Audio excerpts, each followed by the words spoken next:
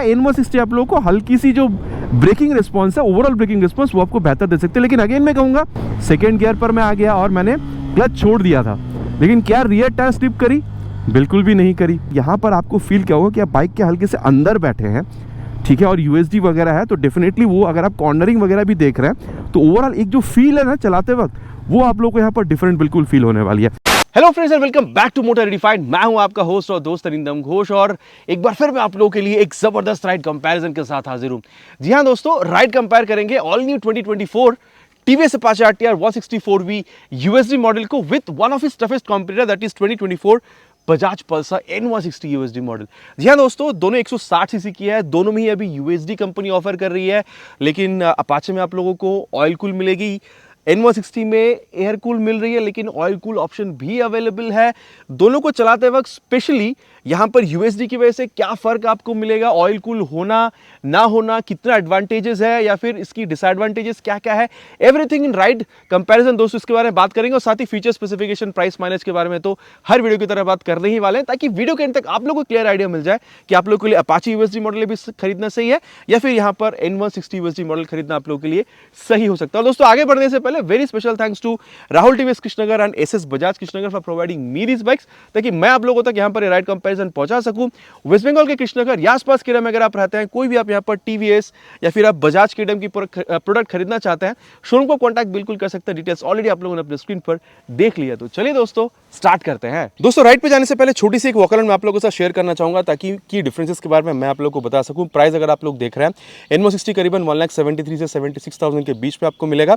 ये area to area ये differ करेगा दोस्तों। और अपाचे 164V यूएसडी मॉडल करीबन 1,71,800 रुपीज़ तक, ठीक है। तो दोनों में आप कह सकते हैं करीबन आप लोगों को यहाँ पर 2 से 4,000 रुपये तक का जो प्राइस गैप है वो यहाँ पर आपको देखने को मिल सकता है। दोनों में ही एलईडी हेडलैम्प है, लेकिन N160 के पास प्रोजेक्टर है जो यहाँ पर आपको नहीं मिल रहा है। बाकी यहाँ पर टर्न सिग्नल भी एलईडी की है, जो आप लोग को यहाँ पर बल्ब की मिल रही है। अब यहाँ पर आपको बल्ब की चाहिए थी या नहीं आरटीआर में, ये आप लोग नीचे कमेंट प्लीज कीजिएगा। सस्पेंशन दोस्तों दोनों में ही यूएसडी है, दोनों में ही गोल्डन कलर है, लेकिन N160 में शैंपेन गोल्ड कलर है, लेकिन 164V यूएसडी मॉडल में आप लोगों को 37 mm तक की आपको मिल रही है। टायर में दोस्तों फर्क है, यहाँ पर 90 सेक्शन की टायर और यहाँ पर आप लोगों को आप कह सकते हैं N160 में 100 सेक्शन की जो टायर है ये आपको मिल जाएगा। और दोनों में दोस्तों आप लोगों को डुअल चैनल एबीएस का जो सेटअप है ये आप लोगों को यहाँ पर मिलेगा। एंड देन अगर आप लोग देख रहे हैं तो वहाँ पर N160 में 300 mm की आप लोगों को डिस्क मिलेगी और यहाँ पर 270 mm की पेडल डिस्क आपको मिल रही है, जो ब्रेकिंग के टाइम पे हीट को डिसिपेट करके ब्रेकिंग को और बेहतरीन बनाने में हेल्प करती है। बाकी अब इंजन के बारे में अगर बात करी जाए दोस्तों, तो N160 में आप लोगों को 163.8 CC single cylinder air cool 2 valve फिलेटेड इंजन आपको मिलेगा। बाकी ऑयल कूल का अलग से वेरिएंट आपको मिलेगा, जिसके लिए 5,000 रुपये आपको कम पे करना होता है, क्योंकि वहाँ पर आप लोग को यूएसडी नहीं मिलती है। एंड देन अगर आप लोग यहाँ पर पावर फिगर्स देख रहे हैं तो आप लोग को 16 PS तक की मिलेगी। पावर की मैं बात कर रहा हूँ, एंड देन आप लोग को 14.6 न्यूटन मीटर तक का टॉर्क मिलेगा, both air cool and air oil cool variant पे। यहाँ पर ये जो इंजन काउल है काफ़ी तगड़ी है, इंजन काउल यहाँ पर भी आपको तगड़ी मिलेगी। एंड देन अगर आप लोग यहाँ पर आ रहे हैं तो 159.7 CC single cylinder SOSC 4 valve air oil cool फिलेटेड इंजन आपको मिलेगा, जो कि वहाँ पर 2 वाल्व थी और एयर कूल थी, यहाँ पर आपको 4 वाल्व और ऑयल कूल के साथ आप लोग को यहाँ पर मिल रहा है। बाकी 3 मोड आपको मिलेगा, sport, urban and then rain mode. ये जो मैक्सिमम पावर टॉर्क है स्पोर्ट मोड में आप लोग को मिल जाएगा, जो कि 17.55 PS की है। एंड देन आप लोग को टॉर्क यहाँ पर 14.73 न्यूटन मीटर तक की आपको मिल रही है। तो चाहे पावर हो या टॉर्क हो, आप लोग को यहाँ पर थोड़ी सी बेहतर मिल रही है। बाकी चलाने में कितनी बेहतर है दोस्तों, ये आगे हम लोग चलते हुए बात तो बिल्कुल करने वाले हैं। एंड देन अगर मैं आप लोग को बताऊं दोस्तों, तो N160 में आप लोग को अंडरव्हील एग्जॉस्ट मिलेगा और यहाँ पर आप लोग को बुलपअप एग्जॉस्ट मिल रहा है। तो एग्जॉस्ट साउंड जो है वो मैं आप लोग को सबसे पहले यहाँ पर अपाचे के सुनाना चाहूँगा।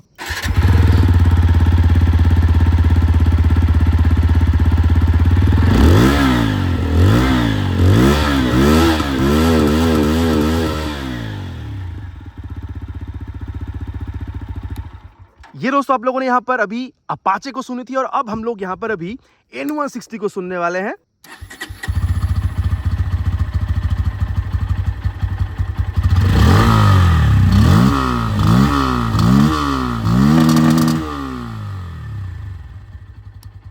तो दोनों आवाज़ आप लोगों ने सुन लिया, बाकी आप लोगों को किसकी ज़्यादा सही लगी वो नीचे प्लीज़ कमेंट में लिखकर बताइएगा दोस्तों। और अगर आप लोग टायर देख रहे हैं तो दोनों में आप लोग को 130/70 सेक्शन की टायर मिलेगी with 17 inches of alloy wheel. लेकिन आरटीआर में खास बात यह है दोस्तों कि यहाँ पर आप लोग को ये रेडियल मिल रही है, तो ग्रिप थोड़ी सी बेहतर बननी चाहिए। अब इसके बारे में दोस्तों आगे चलाते हुए बात करेंगे। यहाँ पर 240 mm की आपको डिस्क मिल रही है, लेकिन आप लोग को N160 में यहाँ पर 230 mm की डिस्क मिल रही है। और दोनों में दोस्तों आप लोग को यहाँ पर ये जो एडजस्टेबल मोनोशॉक सस्पेंशन है ये आप लोग को मिल जाएगी। यहाँ पर करीबन 800 mm तक की सीट हाइट साइड, और पल्सर में आप लोगों को करीबन यहाँ पर 795 की यहाँ पर स्प्लिट सीट है, यहाँ पर आपको सिंगल सीट मिल रही है। हाइट करीबन अगर आप लोग की 5'4", 5'5" तक की है, दोनों बाइक को आप मैनेज कर पाएंगे, लेकिन इसके बारे में आगे हम लोग चलते हुए बात करेंगे। 12 लीटर का टैंक आप लोग को एनमो सिस्टम में 14 लीटर का मिलेगा, और माइलेज दोनों में ही 40 से 45 के बीच में आप लोग एक्सपेक्ट बिल्कुल कर सकते हैं। यहाँ पर एनमो सिस्टम में 165 एम तक की ग्राउंड क्लियरेंस, यहाँ पर 180 एम तक की ग्राउंड क्लियरेंस। अब वेट में भी फर्क है, यहाँ पर आप लोग को 146 और यहाँ पर आप लोग को 152 किलोग्राम तक की मिलेगी, मतलब ये आप लोगों को 6 किलोग्राम भारी मिल रही है। एंड देन दोनों में ही आप लोग को ब्लूटूथ मिल जाएगा दोस्तों। यहाँ पर बजाज की ऐप है और यहाँ पर आप लोग को जो स्मार्ट कनेक्ट ऐप है वो देखने में मिल जाएगा, इसकी स्टिकरिंग आप लोग को यहाँ पर दिख रही है। बाकी यहाँ पर मोबाइल चार्जिंग पोर्ट है जो आप लोगों को अपाचे में देखने में नहीं मिल रही है, जो आप लोग को यहाँ पर अपाचे में एक्सेस के हिसाब से लगाना पड़ेगा। यहाँ पर अगर आप लोग देख रहे हैं तो speedo, auto, tacho, gear position sensor सब कुछ मिलेगा, और यहाँ पर आप चाहें तो turn button, navigation, call, SMS alert, ये भी चीज़ें आप लोग यहाँ पर बिल्कुल इस्तेमाल कर पाएंगे। और अगर आप लोग देख रहे हैं दोस्तों, यहाँ पर हाई बीम, लो बीम, पास लाइट का स्विच, टॉगल करने के लिए एम का बटन, टर्न सिग्नल, हॉर्न ठीक ठाक है दोस्तों, बहुत लाउड ऐसा नहीं कहूँगा। ये इंजन किल स्विच है, और यहाँ पर प्रोजेक्टर को ऑन ऑफ करने के लिए स्विच दिया गया, नीचे इंजन ऑन करने का स्विच, एग्जॉस्ट हॉर्न मैंने आप लोग को ऑलरेडी यहाँ पर सुनाई है। अब दोस्तों यहाँ पर आप लोग को स्लिप एंड असिस्ट क्लच मिलेगा, जिसको आगे हम लोग बिल्कुल टेस्ट करेंगे। यहाँ पर अपाचे में आप लोग को स्लिप एंड असिस्ट क्लच तो नहीं मिल रहा, लेकिन यहाँ पर आप लोग को ग्लाइड थ्रू ट्रैफिक टेक्नोलॉजी मिलेगी, इसको भी आगे हम लोग बिल्कुल टेस्ट करने वाले हैं। एंड देन अगर आप लोग अपाचे में आ रहे हैं दोस्तों, तो मैंने ऑलरेडी कहा है कि मोबाइल चार्जिंग पोर्ट है नहीं, pass light, high beam, low beam, toggle करने के लिए आई का जो बटन है ये आप लोगों को यहाँ पर बिल्कुल मिलेगा, टर्न सिग्नल। एंड देन यहाँ पर थोड़ा सा लाउडर आप यहाँ पर कह सकते हैं, ये इंजन किल स्विच आप लोग को मिल रहा है, मोड स्विच करने के लिए मोड का बटन आपको मिलेगा। एंड देन यहाँ पर भी DRL को हेडलाइट के साथ स्विच करने के लिए बटन आपको मिल रहा है। एंड देन नीचे इंजन ऑन करने का स्विच, एग्जॉस्ट हॉर्न मैंने आप लोग को ऑलरेडी यहाँ पर सुनाई है। अब अगर मैं आप लोग को यहाँ पर ऑन करके बताऊँ तो पूरा एक बार ये स्वाइप लेती है, gear up, chequered flag, high अपेचन, speedo, auto, tacho, gear position sensor यहाँ पर भी आपको मिलेगा, ब्लूटूथ यहाँ पर भी है, तो turn button, navigation, call, SMS alert यहाँ पर भी आप इस्तेमाल कर पाएंगे। और रियर व्यू कितना अच्छा, मिरर आप लोगों को रियर व्यू कितना अच्छा दे रही है। आगे चलते हुए दोस्तों इसके बारे में बात करते हैं। अब दोस्तों यहाँ पर राइड कंपैरिजन की शुरुआत पल्सर N160 से ही करेंगे, क्योंकि अगर आप पावर देखते हैं तो यहाँ पर आपको थोड़ी सी कम देखने को मिलेगी। 16 PS के करीबन आप लोगों को मिल रहा है, और आप कह सकते हैं अपाचे में आप लोगों को करीबन वहाँ पर 17.55 PS तक की मिलती है। अब देखिए, ये एक्सीलरेशन वगैरह के बारे में बाद में बात करेंगे, लेकिन सबसे पहले बात जो मैं आप लोगों को बताना चाहूँगा वो है सीट के बारे में। यहाँ पर सीट जो है सॉफ्ट नहीं है, ठीक है, लेकिन कंफर्टेबल है, ठीक है। आपको सॉफ्ट बिल्कुल भी फील नहीं होगा, जो आप लोगों को शायद अपाचे में हो सकता है, उसके बारे में बाद में बात करेंगे। लेकिन हाँ, यहाँ पर 795 mm सीट हाइट पर आप बैठे, लेकिन देखिए ऐसा सच बहुत ज़्यादा प्रॉब्लम आपको होगा नहीं। अगर आपकी हाइट 5'4", 5'5" तक की है, आप इसको मैनेज कर पाएंगे। And then rear fitted foot पे गए। और एक बात है, आप लोगों को यहाँ पर ना झुकना सामने ज़्यादा हो रहा है व्हेन कंपेयर टू आप कह सकते हैं अपाचे, तो ज़्यादा स्पोर्टियर फील मिलेगी। साथ ही आप कह सकते हैं कि जो सीट है वो भी स्प्लिट सीट है, तो वो स्पोर्टियर फील आप लोगों को यहाँ पर ज़्यादा मिलेगी। साथ ही अगर आप लोग स्पेस देख रहे हैं तो यहाँ पर आप लोगों को एनफ मिल जाएगा, चाहे आप राइडर हैं, पिलियन है, आराम से आप लोगों को स्पेस के लिए जो प्रॉब्लम है वो यहाँ पर आप लोगों को ऐसा सच बहुत कुछ फील होने वाला नहीं है। और चलिए अब टाइम वेस्ट ना करते हुए स्टार्ट करते हैं। First gear, second gear, third gear. देखिए दोस्तों, मैं आप लोगों से ये एक बात क्लियरली कह सकता हूँ कि भाई अगर आप लोग इनिशियल एक्सेलरेशन देख रहे हैं, एक 160 सीसी बाइक के हिसाब से आप लोगों को काफ़ी बेहतरीन मिलती है, और साथ ही स्मूथनेस तो है ही। इसके बारे में दोस्तों जब हम लोग एक्सेलरेशन टेस्ट करेंगे देन हम लोग इसके बारे में और ज़्यादा बात करेंगे। लेकिन एक बात है, क्योंकि यहाँ पर आप लोग को स्लीपर क्लच जो चीज़ है ये मिल रहा है, उसकी वजह से क्लच जो है ये आप लोग को यहाँ पर काफ़ी सॉफ्ट मिलेगा। मतलब 100 सीसी बाइक वाला जो फील है ना क्लच में, वो कहीं ना कहीं आप लोग को यहाँ पर बिल्कुल फील होने वाला है। एंड देन अगर आप लोग देख रहे हैं, जो आप ये गियर शिफ्टिंग वगैरह देख रहे हैं, देखिए स्मूथनेस तो है, लेकिन बहुत ही हल्का सा एफर्ट जो है वो आप लोग को यहाँ पर देना हो रहा है, चाहे आप अप शिफ्ट कर रहे हो, चाहे आप लोग यहाँ पर ये डाउन शिफ्ट कर रहे हो, ठीक है। एंड देन चलिए, अभी यहाँ पर क्लच गियर की बात हो रही है, तो यहाँ पर इसकी जो एक्सेलरेशन टेस्ट है वो भी कर लेते हैं, देन इसके बारे में आगे बात करते हैं। Will start with 3 horns already on the first gear.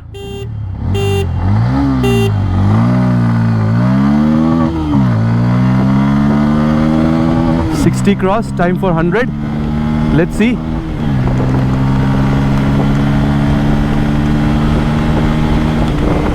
$100 also easily crossed. अब देखिए दोस्तों, एक बात तो है कि स्मूथनेस के मामले में भाई इसको हरा पाना बहुत ज़्यादा मुश्किल है, ये तो मैं बिल्कुल कह सकता हूँ, ठीक है। आप कह सकते हैं 90 से 100 जब आप जा रहे हैं तब आप लोगों को जो वाइब्रेशन है ये यहाँ पर आप लोगों को फील दिला रही है, ठीक है। और कंफर्टेबल क्रूजिंग स्पीड अगर आप लोग देख रहे हैं, मैं आप लोगों को कहूँगा कि 100-105 तक आप लोग जा सकते हैं, ठीक है। और यहाँ पर जो चीज़ आप लोगों को कहना चाहूँगा वो है about stability. No problem with the stability at all. On paper जितनी बेहतरीन स्टेबिलिटी आपको दिख रही है, चलाते वक्त भी उतनी ही बेहतरीन स्टेबिलिटी आप लोगों को फील होगी। और इंजन हीटिंग दोस्तों नहीं, अगर आप लोग नॉर्मल सिटी राइड्स वगैरह कर रहे हैं मेरे ख्याल से नहीं होनी चाहिए, ठीक है। अगर आप लोग एट अ स्टेज बहुत ज़्यादा चला रहे हैं 150-200 किलोमीटर एट अ स्टेज बिना रुके, वो बात अलग है, लॉन्ग राइड की बात अलग है। लेकिन अगर आप लोग अप डाउन 50, 60, 70, 100 किलोमीटर चला रहे हैं मेरे ख्याल से बहुत ज़्यादा यहाँ पर आप लोग को इशू होनी नहीं चाहिए। और माइलेज अगर आप लोग देख रहे हैं दोस्तों, वही मैं कहूँगा अराउंड आप यहाँ पर भी 42-43 मतलब आप कह सकते हैं 40 से 45 के बीच में यहाँ पर भी आप लोग बिल्कुल एक्सपेक्ट कर सकते हैं। लेकिन यहाँ पर एक और ख़ास बात क्या है, वो है इसकी स्लीपर एसिस्ट क्लच, जिसको मैं आप लोगों को अभी टेस्ट करके बताने वाला हूँ। एक बार इसको ले चलते हैं करीबन 70 तक एंड देन ये देखिए 4th गियर से 3rd गियर पर मैं आ गया, 2nd गियर पर मैं आ गया और मैंने क्लच छोड़ दिया था। लेकिन क्या रियर टायर स्लिप करी? बिल्कुल भी नहीं करी। तो यहाँ पर ये एक चीज़ है दोस्तों जो डेफिनेटली आप लोगों को ओवर इन आप कह सकते हैं कि अपाचे 160 ये आप लोगों को यहाँ पर डेफिनेटली बेटर फील होने वाली है। और दोस्तों जिसका आप लोगों को सबसे ज़्यादा इंतजार था, अब राइड कंपेयर करेंगे N160 को with its toughest competitor that is Apache 164V। वैसे पहली बात तो ये है दोस्तों, जब आप बैठ रहे हैं भले आप 5 mm ज़्यादा सीट हाइट पर बैठ रहे हैं, लेकिन ये जो सीट है ना हल्की सी आपको दबती हुई ज़्यादा नजर आएगी व्हेन कंपेयर टू N160। तो ये थोड़ी सी ज़्यादा सॉफ्टर आप कह सकते हैं। और यहाँ पर वो स्प्लिट सीट नहीं है, नॉर्मल सीट है। एंड देन देखिए रेयर फिटेड फुट पे यहाँ पर भी आपको मिल रहा है, पैर देखिए कंप्लीटली यहाँ पर टक इन हो रही है। और यहाँ पर ना आप लोगों को N160 के मुकाबले झुकना थोड़ा कम हो रहा है, ठीक है। तो ये एक बात है जो आप लोग कह सकते हैं कि अगर आप लोग लॉन्ग राइड्स पे निकलने के लिए प्लान बना रहे हैं तो ये थोड़ा सा ज़्यादा आप लोग को हेल्प कर सकती है। और चलिए अब स्टार्ट करते हैं। अब देखिए इसको पहले ही मोड जो है इसको हम लोग स्पोर्ट मोड पर सेट कर लेते हैं। चलिए 1st गियर, ओ ये देख रहे हैं, 2nd गियर, 3rd गियर। देखिए मैं कहूँगा N160 के मुकाबले ऐसा नहीं है कि भाई हेलेन हेवन का डिफरेंस है इनिशियल एक्सेलरेशन में, लेकिन हाँ पावर क्योंकि यहाँ पर थोड़ी सी ज़्यादा आपको मिल रही है तो टॉर्क जो यहाँ पर डिलीवरी है थोड़ी सी बेहतर आपको यहाँ पर बिल्कुल फील होने वाली है। एंड देन अगर आप लोग देख रहे हैं तो भाई क्लच जो है यहाँ पर, हाँ यहाँ पर क्लच एंड गियर दोनों आप लोगों को एडजस्टेबल मिलेगी जो आप लोग N160 में नहीं मिल रही है। लेकिन भाई वहाँ पर स्लीपर क्लच आप लोग को मिल रहा है, तो दोनों के पास ही अपनी अपनी एक एडवांटेजेस है, ठीक है। और हाँ अगर आप लोग ये गियर शिफ्टिंग देख रहे हैं तो मैं कहूँगा N160 हो या फिर ये बाइक हो, आप लोगों को दोनों में बिल्कुल ही सिमिलैरिटी फील होने वाली है। बहुत ही हल्की सी एक एफर्ट के साथ दोनों ही बाइक में जो गियर शिफ्टिंग है वो आप लोग को होती हुई दिख जाएगी, ठीक है। और चलिए अब इसमें स्लीपर क्लच तो नहीं है, वो मैंने आपको ऑलरेडी बताया। इसकी वजह से यहाँ पर आप लोग को जो क्लच है मिड साइड पे मिल रहा है, ठीक है, ना ज़्यादा सॉफ्ट ना ज़्यादा हार्ड। तो यहाँ पर डेफिनेटली N160 के पास एक प्लस पॉइंट है। और चलिए अब यहाँ पर इसकी जो एक्सेलरेशन टेस्ट है वो भी कर लेते हैं, देन इसकी परफॉर्मेंस के बारे में बात करेंगे कि N160 के मुकाबले ये चीज़ आप लोगों को यहाँ पर क्या ऑफर कर रही है। Will start with 3 horns, already on 1st gear, kept it on sport mode। Oh, 60 cross, time for 100 now. Already red line, 100 also easily crossed। देखिए दोस्तों सबसे पहले मैं आप लोगों को यहाँ पर एक चीज़ वाइब्रेशन के बारे में बताना चाहूँगा। देखिए बाइक अगर आप 2V के मुकाबले इस बाइक को देख रहे हैं तो वाइब्रेशन आप लोगों को बहुत ज़्यादा कंट्रोल मिलेगी। इनफैक्ट USD मॉडल आने के बाद आप लोगों को वाइब्रेशन और थोड़ी ज़्यादा कंट्रोल मिल रही है। लेकिन मैं आप लोगों से यहाँ पर ये कहना चाहूँगा कि अभी भी अगर आप लोग सिर्फ वाइब्रेशन या फिर वो स्मूथनेस के मामले में देख रहे हैं तो N160 आप लोगों को थोड़ी सी बेहतर आप लोगों को यहाँ पर बिल्कुल फील होने वाली है। बाकी 0 to 60 100 में कि यहाँ पर जो मतलब फिगर्स हैं कि किसने कितने सेकंड्स में अचीव किए वो आप लोगों ने स्क्रीन पर देख लिया। अब इसके अलावा अगर मैं आप लोगों को बताऊँ तो कंफर्टेबल क्रूजिंग स्पीड यहाँ पर भी मैं 90 से 100 के बीच में 105 तक भी आप कह सकते हैं, ये मैं कहना चाहूँगा। इनफैक्ट अगर आप N160 देख रहे थे तो वो भी उतनी मैंने आप लोगों को वहाँ पर भी बताई थी। एंड देन अगर आप लोग देख रहे हैं स्टेबिलिटी दोस्तों, तो मेरे हिसाब से स्टेबिलिटी में यहाँ पर भी प्रॉब्लम आपको फील नहीं हो रही है। लेकिन डेफिनेटली अगर ये 90 की जगह अगर 100 सेक्शन की टायर फ्रंट में मिल जाता तो शायद ये और बेहतर परफॉर्म कर सकती थी। तो ये बात मैं बिल्कुल कहना चाहूँगा। एंड देन इंजन हीटिंग की दोस्तों यहाँ पर मेरे हिसाब से आपको इशू यहाँ पर बहुत ज़्यादा फील होने वाला नहीं है। एंड देन अगर आप लोग माइलेज देख रहे हैं तो वही अगर आप लोग अर्बन या रेन मोड में टेस्ट चलाते हैं तो आप लोगों को 40 से 45 के बीच में जो माइलेज है वो भी यहाँ पर आपको देखने में मिल सकता है। और अब दोस्तों एक चीज़ मैं आपको बताना चाहूँगा, आप मान के चलिए हैवी ट्रैफिक पर हैं, आप 2nd गियर पर इस बाइक को डाल दीजिए और क्लच और थ्रॉटल जो उसको आप रिलीज़ कर दीजिए। देखिए बाइक अपने हिसाब से थोड़ा थोड़ा करके आप देख सकते हैं, ये देखिए 11-12 का जो स्पीड ले रही है और धीरे धीरे आगे बढ़ रही है। यही है ग्लाइड थ्रू ट्रैफिक टेक्नोलॉजी। अगर आप 5वें गियर पर डाल देते हैं तो क्या होने वाला है एक बार वो भी मैं आप लोगों को बता दूँ। ये देखिए 5वें गियर पर डाल के मैंने इसको यहाँ पर क्लच और थ्रॉटल रिलीज़ कर दिया। अभी देखिए ये 24, 25, 26 तक का स्पीड ले रही है। तो यहाँ पर दो चीज़ होता है, एक तो माइलेज मेंटेन हो जाती है और ये जो क्लच थ्रॉटल गियर ठीक तरीके से यूज़ ना कर पाने के कारण वो जो इंजन आप कह सकते हैं कि स्टॉलिंग होती है, गट गट गट गट आवाज़ करते हुए बंद हो जाती है, उससे भी आप लोग को यहाँ पर काफ़ी हद तक राहत जो है वो आप लोग को यहाँ पर मिल जाती है। अब देखिए, मैं नहीं कहूँगा कि ये चीज़ आप N160 में यूज़ नहीं कर पाएंगे, लेकिन इतनी स्मूथनेस के साथ जो यहाँ पर हो रही है, इतनी स्मूथनेस के साथ आप N160 में हर गियर पर यूज़ नहीं कर पाएंगे। ठीक है, तो ये एक बात है। और दोस्तों, अब यहाँ पर इसकी जो ब्रेकिंग है इसको भी हम लोग टेस्ट करके देखेंगे। बिल्कुल ही यहाँ पर आप देख सकते हैं करीबन 70 पे ले जाके 67 पे फ्रंट ब्रेक। देखिए भाई, डुअल चैनल ABS तो भी दोनों ही बाइक में है। देखिए, ये एक बात तो मानना पड़ेगा दोस्तों कि अगर आप ब्रेकिंग की पार्ट देख रहे हैं, ये बाइक अपने आप में लाजवाब है। चाहे आप NS सीरीज़ देख रहे हो, N सीरीज़ देख रहे हो, ब्रेकिंग में आप लोगों को कोई प्रॉब्लम फील नहीं हो सकती है। और इस बाइक में भी चीज़ बिल्कुल ही सेम है। फ्रंट ब्रेक में से जो रिस्पॉन्स है वो काफ़ी बेहतरीन आप लोगों को मिलता है। एक बार दोबारा मैं फ्रंट ब्रेक करके देख लूँ, ये देखिए, ब्रेकिंग आप लोग को यहाँ पर गजब मिलेगी दोस्तों। मतलब हाँ, एक बात है कि ABS की इंट्रूशन फील नहीं हुई, उसका मतलब ये नहीं है कि ABS खराब है या ब्रेक खराब है। शायद फिसल लेने वाली थी, इसलिए ABS की इंट्रूशन मुझे यहाँ पर फील नहीं हुआ। और चलिए, अब यहाँ पर इसकी जो रियर ब्रेक है उसको भी हम लोग यहाँ पर टेस्ट करके देख लें एक बार। करीबन 65 पे ले जाके रियर ब्रेक। देखिए, रियर ब्रेक मैं कहूँगा 230 mm की जो रियर में आप लोगों को यहाँ पर ये जो डिस्क मिल रहा है, मेरे हिसाब से अगर मैं आप लोगों को बताऊं तो बिल्कुल ही वो प्रोग्रेसिव वाला फील है। मतलब जब आप ब्रेक अप्लाई कर रहे हैं रियर वाला, तो हल्का सा वो जो स्पीड कट डाउन है, बस वही आपको फील होगा। ठीक है, बाकी देखिए, अमूमन हर एक बाइक में आप लोगों को मैं यही चीज़ बताता हूँ। और चलिए, अब रियर के संग संग बाद जो फ्रंट ब्रेक है उसको भी हम लोग यूज़ करके देखते हैं, वही अराउंड 71 पे। देखिए, मतलब मैं कहूँगा ब्रेक ओवरऑल जो रिस्पॉन्स आप लोगों को मिल रहा है यहाँ पे, वो आप लोगों को यहाँ पर कमाल का मिल रहा है, इसमें कोई दो राय हो ही नहीं सकता है। और दोस्तों, अब यहाँ पर इसकी जो ब्रेकिंग है उसको भी हम लोग टेस्ट करेंगे, ले चलेंगे इसको भी हम लोग अराउंड 60 पर एंड देन फ्रंट ब्रेक। देखिए, एक बात है, यहाँ पर ये जो ब्रेक लीवर है ना, ये आप लोगों को थोड़ी सी ज़्यादा टाइट फील होगी व्हेन कंपेयर टू N160। अब देखिए, ब्रेकिंग रिस्पॉन्स जो है, मैं कहूँगा यहाँ पर भी 270 mm की फ्रंट में जो आप लोगों को डिस्क मिल रही है, बेहतरीन रिस्पॉन्स दे रही है, इसमें कोई दो राह नहीं है। लेकिन अगर आप लोग जानना चाह रहे हैं कि भाई बेटर ब्रेकिंग किस में था, तो मैं कहूँगा हल्की सी आप लोगों को N160 में बेहतर मिलेगी। लेकिन अगेन मैं कहूँगा दोस्तों, यहाँ पर भी आप लोगों को काफ़ी बढ़िया मिल रहा है, इसमें कोई दो राह नहीं। लेकिन अगर आप पूछना चाहेंगे कि बेहतर कौन है, इस सबसे बेस्ट कौन दे रहा है, तो मैं कहूँगा N160 थोड़ी सी बेहतर दे रही है ब्रेकिंग रिस्पॉन्स। और चलिए, अब यहाँ पर इसकी जो रियर ब्रेक है उसको भी हम लोग टेस्ट करेंगे, वही ले चलेंगे अराउंड यहाँ पर। अच्छा, चलिए, अब यहाँ पर 70 तक ले चलते हैं। ठीक है, 70 तक ले चलेंगे एंड देन इसकी यहाँ पर 72 पे रियर ब्रेक। अच्छा, अब एक यहाँ पर मैं बात कहूँगा, देखिए पहले ही बता देता हूँ, N160 में प्रोग्रेसिव थी, यहाँ पर भी प्रोग्रेसिव ही आप लोगों को मिल रहा है। लेकिन N160 के मुकाबले यहाँ पर ये 10 mm बड़ी आप लोगों को जो रियर में डिस्क मिल रही है, उसके कारण मैं ये कहूँगा कि प्रोग्रेसिव भले ही दोनों ही है, लेकिन यहाँ पर हल्का सा रिस्पॉन्स आप लोगों को बेहतर मिल रहा है व्हेन कंपेयर टू N160। ठीक है, तो ये मैंने आपको बता दिया। बाकी देखिए, यहाँ पर अभी मुझे फ्रंट और रियर दोनों में ही ABS इंट्रूशन फील हुई नहीं है। अब इसका मतलब अगेन मैं कहूँगा ये नहीं है कि ब्रेक खराब है या ABS खराब है, शायद फिसल लेने वाली थी इसलिए ABS यहाँ पर इंट्रूड नहीं करी है। और चलिए, अब यहाँ पर जो रियर के संग संग बाद फ्रंट ब्रेक है उसको यहाँ पर अप्लाई करके देखेंगे एंड करीबन 66 पे रियर विथ फ्रंट। ओह, यहाँ पर आप कह सकते हैं जो रियर ब्रेक में ABS है उसने हल्की सी इंट्रूशन अपनी बताई है। मैं अगेन आपसे वही कहूँगा दोस्तों कि ब्रेकिंग इसमें भी आप लोगों को लाजवाब मिल रही है, ब्रेकिंग से मुझे यहाँ पर कोई शिकायत है नहीं।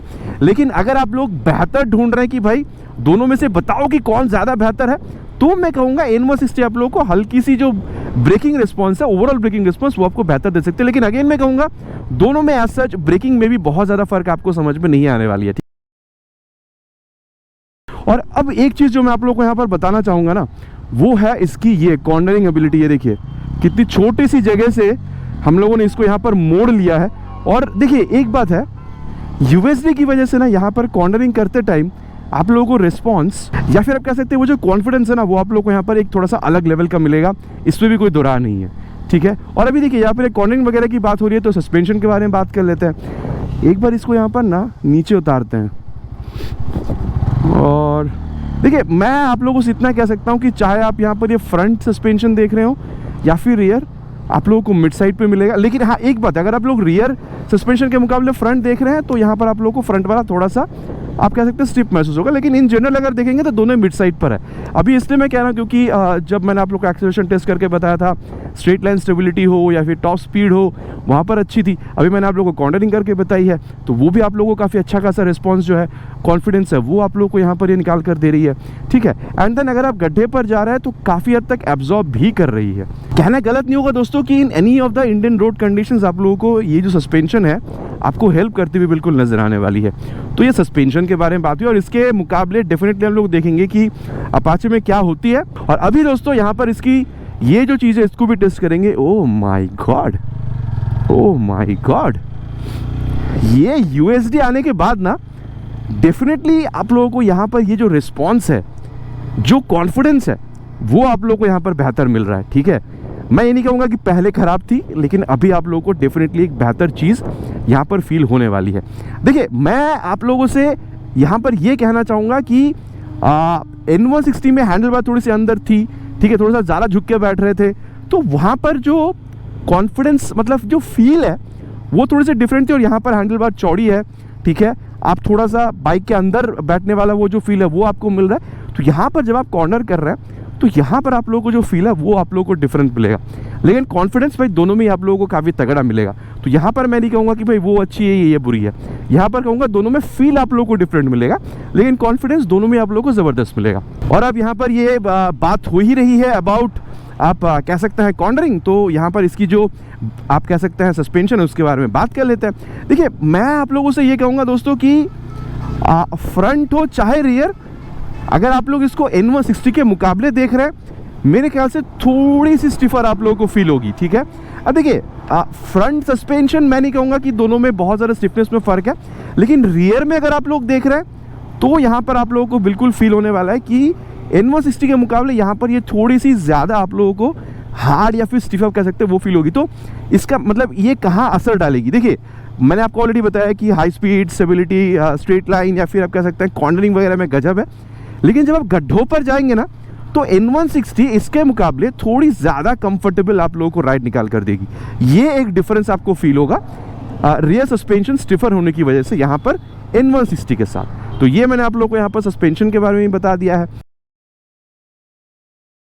और अब दोस्तों यहाँ पर ओवरऑल जो फील है उसके बारे में बात करता है। जब आप इस तरीके से कर रहे हैं ना, देखिए यहाँ पर यूएसडी की वजह से जो स्टिफनेस है वो समझ में आ रहा है, इधर उधर बाइक भाग नहीं जा रही, आपकी बात मान रही है, ठीक है। और यूएसडी में से जो स्टिफनेस है जब आप खेल रहे थे बाइक के साथ वो आप लोगों को समझ में आ रहा है। एंड देन देखिए यहाँ पर वेट जो है ना, ये आप लोगों को यहाँ पर करीबन 152 किलोग्राम तक की मिल रही है। और मैं कहूँगा दोस्तों कि एज सच बहुत ज़्यादा चलाते वक्त आप लोगों को यहाँ पर समझ में भी नहीं आ रहा है, तो ये एक बात है। एंड देन देखिए, भारीपन का आप लोगों को फील नहीं हो रहा है, ये भी मैंने आपको बताया है। साथ ही देखिए जो रियर व्यू है भाई, रियर व्यू भी आप लोगों को काफ़ी गजब की निकाल कर दे रही है। बाकी स्पीडो, ओडो, टैको, गियर पोजिशन सेंसर, ठीक है, फिर यहाँ पर ये जो ABS मोड्स है, ये सारी चीज़ें तो आप लोग को यहाँ पर मिल ही रही है। एंड देन अगर आप देख रहे हैं तो चार्जिंग पोर्ट यहाँ पर एक्स्ट्रा मिल रहा है जो आप लोग को अपाचे में नहीं मिलता है, ठीक है। तो ये आप कह सकते हैं कि ये चार्जिंग वाला जो चीज़ है ना, ये एक एक्स्ट्रा प्लस पॉइंट है इसके पास ओवर अपाचे। एंड देन अभी ये आप कह सकते हैं नेविगेशन वगैरह तो आप लोग को यहाँ पर मिल ही रहा है, उसके बारे में मैंने आप लोगों को वॉकअराउंड के दौरान भी बताया था।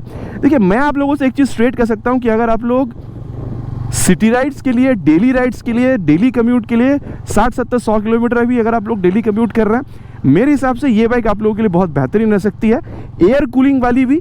लेकिन अगर आप लोग यूएसडी से बहुत ज़्यादा आप लोगों को ज़रूरत नहीं है, आप चाहते हैं कि आप थोड़ा ज़्यादा लॉन्ग राइड्स पर निकलना चाहते हैं, ऑयल कूलिंग की ज़रूरत है, मेरे ख्याल से ऑयल कूल वाला जो मॉडल है, प्राइस भी उसकी 5,000 कम आती है, वो आप लोगों के लिए एटलीस्ट लॉन्ग राइड्स के लिए आप लोगों के लिए वो ज़्यादा प्रेफरेबल हो सकती है। अब बाकी देखिए दोस्तों, ओवरऑल फील के बारे में बात करते हैं। जब आप इस तरीके से यहाँ पर ये बाइक के साथ खेलने की कोशिश कर रहे हैं, देखिए मैं कहूँगा स्टिफनेस जो है, मैंने आपको अभी बताया था कि बहुत ज़्यादा शायद आपको डिफरेंट फील नहीं होगा, लेकिन जब आप स्पेशली इस तरीके से खेलने की कोशिश कर रहे हैं N160 के मुकाबले यहाँ पर स्टिफनेस आप लोगों को थोड़ी सी कम फील हो सकती है, ठीक है। तो ये एक बात है। एंड देन देखिए रियर व्यू मिरर यहाँ पर भी आप लोगों को ज़बरदस्त मिल रहा है देखने को, इसमें कोई मतलब दो राह नहीं है कि रियर व्यू यहाँ पर आप लोगों को ये ज़बरदस्त देगी, रियर व्यू समझने में आप लोगों को प्रॉब्लम नहीं होने वाली है। बाकी देखिए स्पीडो, ओडो, टैको, गियर पोजिशन सेंसर, ये सारी चीज़ें तो भाई यहाँ पर भी आप लोगों को मिल जाएगा, लेकिन यहाँ पर एक चीज़ की कमी आपको फील होगी, लॉन्ग राइड्स में अगर आप लोग निकलते हैं तो मोबाइल चार्जिंग पोर्ट, बाकी उसके लिए आप लोग को एज एन एक्सेसरीज उसको खरीदना पड़ेगा, ठीक है। तो ये एक यहाँ पर बात हो रही है। एंड देन देखिए ओवरऑल फील की अगर बात हो रही तो मैं कहूँगा दोस्तों, क्योंकि यहाँ पर हैंडल बार चौड़ी है और यहाँ पर आपको फील क्या होगा कि आप बाइक के हल्के से अंदर बैठे हैं, ठीक है, और यूएसडी वगैरह है, तो डेफिनेटली वो अगर आप कॉर्नरिंग वगैरह भी देख रहे हैं तो ओवरऑल एक जो फील है ना चलाते वक्त, वो आप लोग को यहाँ पर डिफरेंट बिल्कुल फील होने वाली है। बाकी ऑलरेडी मैंने कहा है कि सीट यहाँ पर आपको थोड़ी सी ज़्यादा सॉफ्टर फील होगी व्हेन कंपेयर टू N160, ठीक है, तो यहाँ पर ये भी एक बात बनती है। एंड देन देखिए मैं कहूँगा दोस्तों कि क्योंकि यहाँ पर ये जो आप कह सकते हैं राइडर पोजीशन है, ये थोड़ी ज़्यादा रिलैक्स्ड है व्हेन कंपेयर टू N160। सबसे पहले तो बात यह है दोस्तों कि अगर आप लोग इसको daily ride, city commutes, daily commute के लिए यूज़ करना चाहते हैं, मेरे ख्याल से गजब रिस्पांस देगी आप लोगों को। 150-160 सीसी की बाइक होती है डेली यूज़ के लिए। लेकिन साथ ही मैं कहूँगा अगर आप लोग लॉन्ग राइड्स पे जाना चाहते हैं, क्योंकि इसके हैंडल बार काफ़ी चौड़ी है, थोड़ी सी ज़्यादा अपराइट बैठ रहा है when compare to N160, and oil cooling भी आप लोग को साथ ही यहाँ पर मिल रही है, तो थोड़ी सी बेहतर रिस्पांस आप लोग को यहाँ पर मिल सकती है ड्यूरिंग लॉन्ग राइड्स। जनरली अगर 50, 60, 70, 100 किलोमीटर देख रहे हैं तो फिर तो दोनों में बहुत ज़्यादा समझ में आपको डिफरेंस नहीं आएगा। लेकिन लॉन्ग राइड्स पे जब आप निकलेंगे तो यहाँ पर ये जो हल्की सी अपराइट आप ज़्यादा बैठ रहे हैं, एंड देन ऑयल कूलिंग यहाँ पर आप लोग को मिल रहा है, उसकी वजह से आप लोग को यहाँ पर थोड़ी सी एडवांटेज देखने में मिल सकते हैं। बाकी मैंने ऑलरेडी कहा है कि N160 में भी ऑयल कूलिंग है, अगर आप लोग लॉन्ग राइड्स पर निकलना है तो वो वाली मॉडल आप खरीद सकते हैं। तो दोस्तों इस बाइक के बारे में बात मोटा मोटा हम लोगों ने कर लिया है कि क्या आप लोगों को चीज़ें मिल रहा है, और चलिए अभी यहाँ पर कंक्लूजन पे चलते हैं, देन देखते हैं कि ओवरऑल आप लोगों के लिए कौन सा बाइक खरीदना सही हो सकता है। और दोस्तों अब सत्यवचन की घड़ी, कंक्लूजन का समय कि यहाँ पर पल्सर खरीदी जाए या फिर अपाचे। देखिए मैं आप लोगों से इतना कह सकता हूँ कि प्राइस में बहुत ज़्यादा यहाँ पर गैप नहीं है, मैंने आप लोग को ऑलरेडी बताया है। यहाँ पर आप लोग को N160 करीबन 1,73,000 से 76 के बीच में मिलेगी, ये एरिया वाइज डिफर करेगी। एंड देन यहाँ पर अपाचे जो है 1,71,000 से 72 के बीच में मिलेगी। तो आप कह सकते हैं 3 से 4 हज़ार रुपये का एक प्राइस गैप जो है वो आप लोग को मिलेगा, जो कि आप लोग यहाँ पर N160 में ज़्यादा पे कर रहे हैं, तो बहुत ज़्यादा प्राइस का गैप नहीं है। लेकिन अब क्वेश्चन ये आ रहा है कि भाई खरीदा कौन सा जाए, N160 या फिर अपाचे, तो उसके बारे में बात करते हैं। स्टार्ट करते हैं विद N160। देखिए सबसे पहला तो जो यहाँ पर मैटर करेगा वो है लुक। N सीरीज़ की ये जो लुक है ये लोग काफ़ी ज़्यादा पसंद करते हैं। देन अगर आपको रात में राइड करना है तो प्रोजेक्टर लैंप, अगर आप लोगों को लॉन्ग राइड्स पे निकलना है जहाँ आप लोगों को मोबाइल चार्जिंग पोर्ट की ज़रूरत पड़ती है तो वो आप लोगों को यहाँ पर मिल जाएगा। एंड देन ये आप नेविगेशन वगैरह तो आप लोग को यहाँ पर मिलेगा ही। साथ में यहाँ पर जो ABS मोड है ये भी आप लोगों को काफ़ी हद तक हेल्प करेगी अगर आप लोग पॉटहोल्स वगैरह पे चलाने की कोशिश करते हैं तो। और साथ ही अगर आप लोग को यहाँ पर माइलेज भी करीबन 40-45 किलोमीटर तक की चाहिए, आवाज़ अगर आप लोग को N160 की पसंद आ रही है दोस्तों, मेरे हिसाब से 1,73,000-76,000 तक की बजट में N160 आप लोगों के लिए बहुत बेहतरीन बाइक बिल्कुल बन सकता है। अगेन मैं कहूँगा लुक एक बड़ा यहाँ पर फैक्टर प्ले करेगा। लेकिन दोस्तों बात यह है कि अगर आप लोग USD मॉडल के साथ आ रहे हैं तो यहाँ पर आप लोगों को ऑयल कूल नहीं मिल रहा है, एयर कूल मिल रहा है। यहाँ पर बात करते हैं दोस्तों अपाचे के बारे में। प्राइस मैंने ऑलरेडी आप लोगों को बता दिया, यहाँ पर आप लोग 3-4 हज़ार रुपये कम पे कर रहे हैं। लेकिन यहाँ पर भी दोस्तों मैं एक चीज़ दोबारा कहना चाहूँगा, लुक एक फैक्टर यहाँ पर मैटर करेगा। और अगर आप लोग ज़्यादा फैमिली के साथ राइड करना चाहते हैं, जहाँ पर आप स्ट्रेट सीट ज़्यादा प्रेफर करते हैं, मेरे ख्याल से ये बाइक आप लोग के लिए बहुत बेहतरीन बाइक बन सकता है। एंड देन साथ ही यहाँ पर भी आप लोग को ये जो नेविगेशन वगैरह है वो चीज़ आप लोग को मिल जाती है। लेकिन एक चीज़ जो यहाँ पर आप लोग को सबसे खास मिलेगी वो ये है कि स्पीड के साथ साथ यहाँ पर आप लोग को ऑयल कूलिंग मिल रही है, और साथ ही बहुत ज़्यादा आप लोग को झुकना नहीं हो रहा है। तो अगर आप लोग ये लंबा हैंडल बार के साथ थोड़ा अपराइट अगर बैठ रहे हैं, सीट भी अगर स्ट्रेट है, लॉन्ग राइड्स पर अगर आप लोग निकलना चाहते हैं, मेरे ख्याल से ये बाइक आप लोगों को ज़्यादा हेल्प करेगी। ठीक है, देखिए लॉन्ग राइड इसके साथ भी आप निकल सकते हैं, लेकिन एट अ स्ट्रेच अगर आप लोग 150-200-250 किलोमीटर चलाना चाह रहे हैं तो मेरे ख्याल से ये बाइक आप लोग को थोड़ा आप कह सकते हैं कंफर्टेबल ज़्यादा फील हो सकती है। और बजट मैंने आप लोग को ऑलरेडी बताया है 1,76,000 तक, यहाँ पर 1,72,000 तक। बाकी देखिए दोस्तों दोनों ही बाइक में यहाँ पर क्या प्लस है क्या नेगेटिव है मैंने आप लोगों को बताया है। अब आपको क्या लग रहा है इस USD अपडेट के बाद आप लोग कौन सा खरीदना पसंद करेंगे, N160 या फिर यहाँ पर अपाचे 160 4V USD मॉडल? नीचे कमेंट में लिखकर बताना आप लोग प्लीज़ नहीं भूलेगा। इसमें रिक्वेस्ट बहुत जल्द मिलेंगे दोस्तों इसी तरीके से एक नए वीडियो में एक नए बाइक के स्कूटर के साथ। Till then ride safe and जय हिंद।